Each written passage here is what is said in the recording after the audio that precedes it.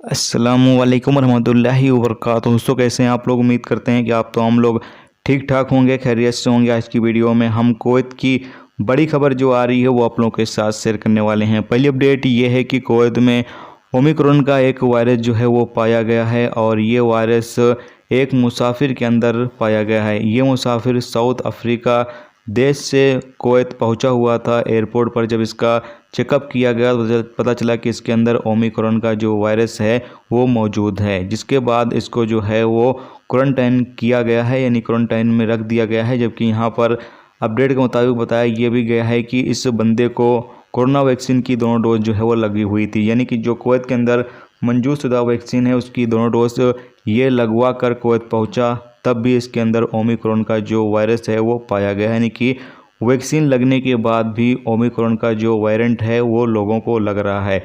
यहाँ पर Kuwait ministry of health की तरफ से ये कहा गया है कि जो भी लोग कुवैत के अंदर मौजूद हैं, चाहे कुवैती नागरिक हों या फिर गैर मुल्की हों, तमाम लोग वैक्सीन की बूस्टर डोज ज़रूर लगवाएं, क्योंकि बूस्टर डोज ही एक ऐसा जरिया है जो कि ओमिक्रॉन से लोगों को सेफ रख सकता है, लोगों को ओमिक्रॉन से बचा सकता है।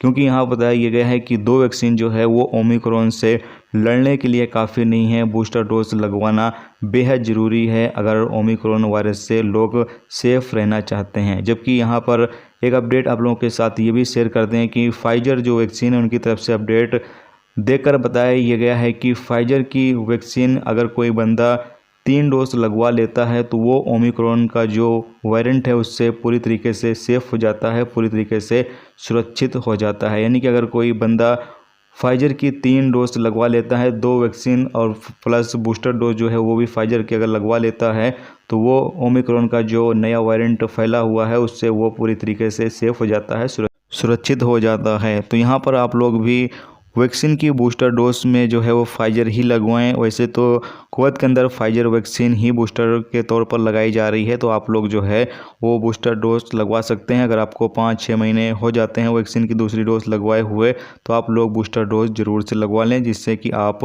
पूरी तरीके से जो ओमिक्रॉन वायरस है उससे सेफ हो जाते हैं।